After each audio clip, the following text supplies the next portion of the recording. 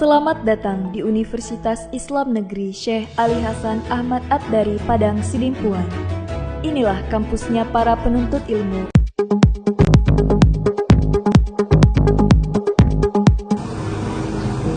Bismillahirrahmanirrahim. Assalamualaikum warahmatullahi wabarakatuh. Perkenalkan, nama saya Wahyuni Rauf.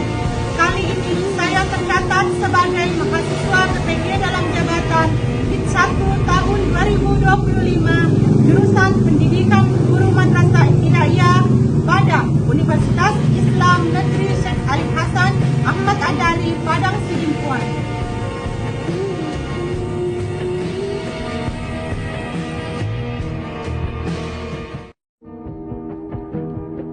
Pada hari ini, saya akan melaksanakan praktik pembelajaran dalam rangka penilaian uji kinerja DMI BDI Asadia Cabeng 2, Kabupaten Sopeng, Provinsi Sulawesi Selatan. Saya sangat bersyukur dan bersemangat bisa menjadi bagian dari PPG di 1 tahun 2025. Terima kasih atas perhatiannya. Wassalamualaikum warahmatullahi wabarakatuh. Selamat menyaksikan.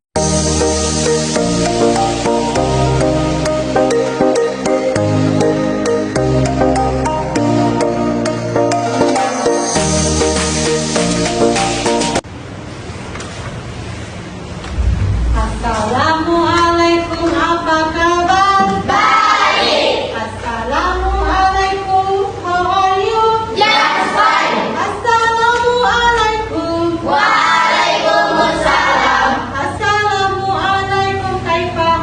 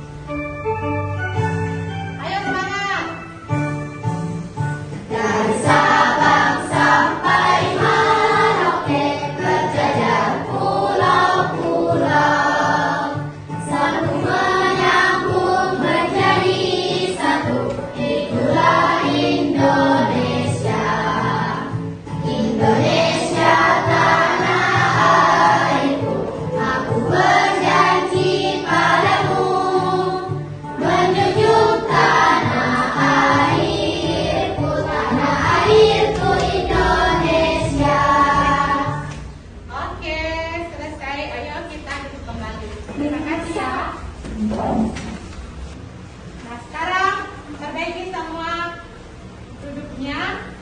Sebelum kita memulai pelajaran pada hari ini, Ibu bertanya, apa kalian masih mengingat materi-materi ajar kita sebelumnya? Ada yang masih ingat? 3 materi pokok pada pertemuan yang lalu. Apa yang pertama? Fungsi peta. Fungsi peta. Apa lagi? Peta geografis Indonesia. Apa lagi? Keanekaragaman hayati. Keanekaragaman hayati. Betul apa yang dikatakan kalian tadi bahwa minggu yang lalu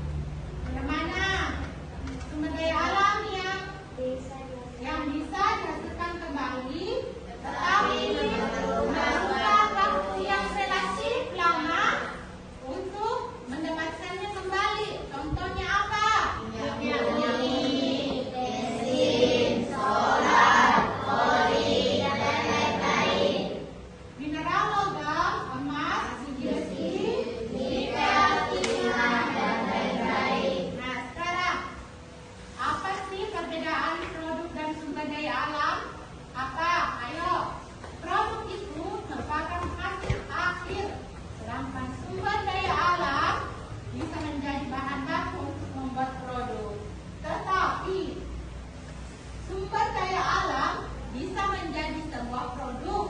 Misalnya, pedagang buah memiliki produk beraneka macam buah dan langsung diambil dari kebunnya. Nah, sekarang manfaat sumber daya alam hayati seperti matahari, air, dan tanah.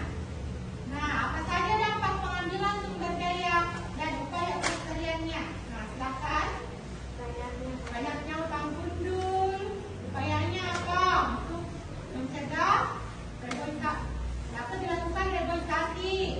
Nah, sekarang rusaknya hutan bakau, lingkungan yang rusak akibat pertambangan, terancamnya populasi jenis hewan dan tumbuhan. Nah, sekarang Ibu akan memutar sebuah video untuk kalian. Nah, sekarang ini ya videonya. Simak baik-baik dan Ibu nanti akan membagi kalian dalam beberapa kelompok untuk mengerjakan kerja kelompok.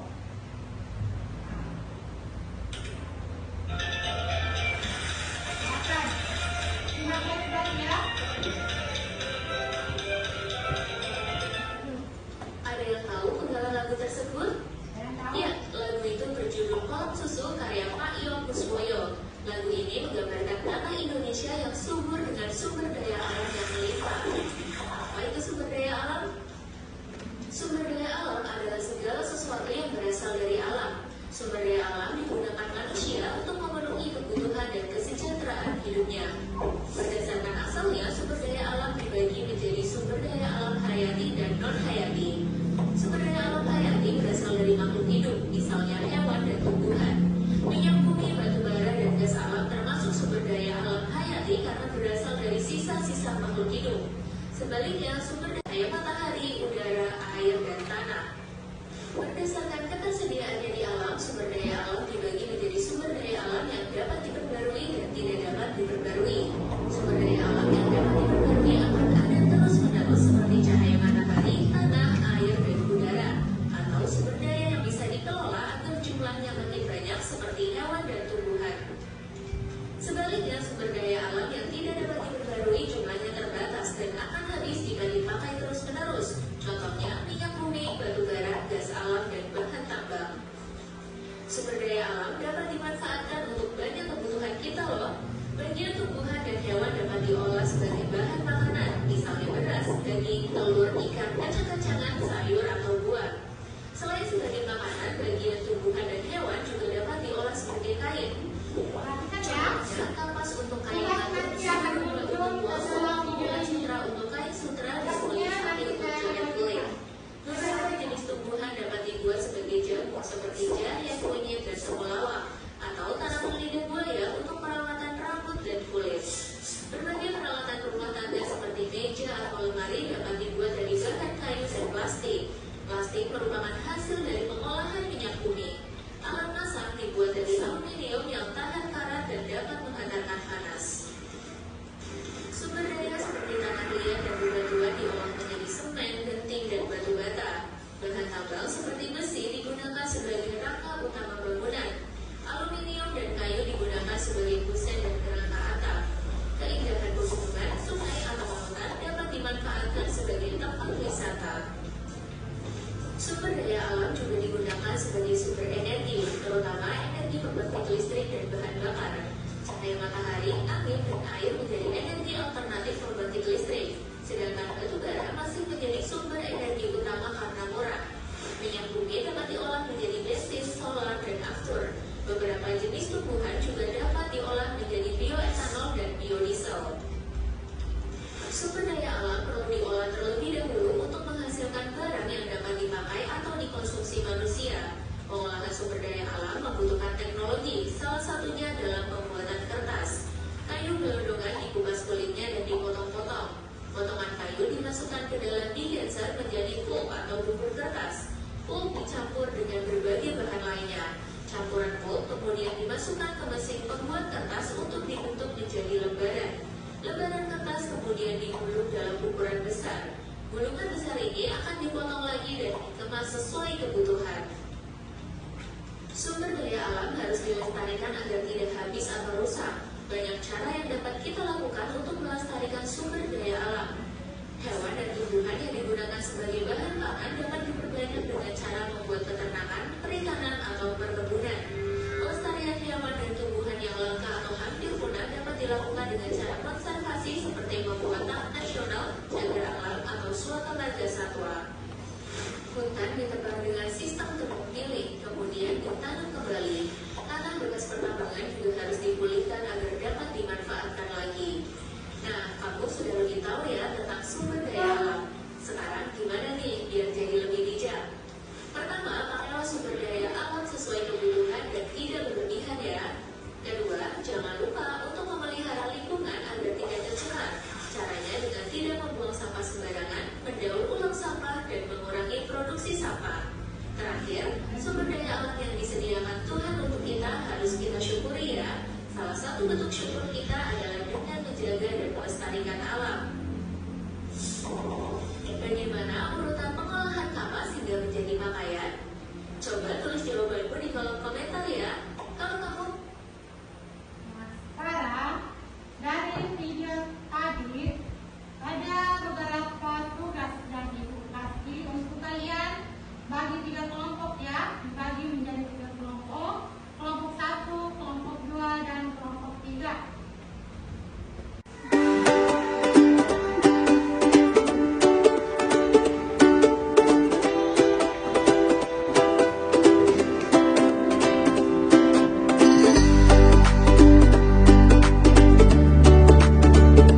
Nah, sekarang 15 menit sudah berlalu. Bagaimana tugas kalian? Sudah selesai atau belum? Selesai. Oke, kalau sudah selesai, Ibu akan minta satu perwakilan dari kelompok. Masing-masing kelompok mengutus perwakilannya untuk naik membacakan hasil diskusi apa yang kalian dapat dari hasil diskusi kalian. Nah, sekarang dimulai dari kelompok 1. Siapa yang bisa di kelompok 1? Ahmad Dia, Ahmad Dia. Yang lain perhatikan ya. Teman kita Ahmad Dia akan mempresentasikan hasil dari diskusi kelompok mereka, kelompok 1. Ya, oke, silakan Ahmad Dia. Waalaikumsalam warahmatullahi wabarakatuh. Hasil diskusi kelompok 1 yaitu hayati dan menghayati. Hayati, sumber daya alam yang berasal dari makhluk hidup seperti tanaman dan hewan. Contoh, pohon jati, ikan, padi. Menghayati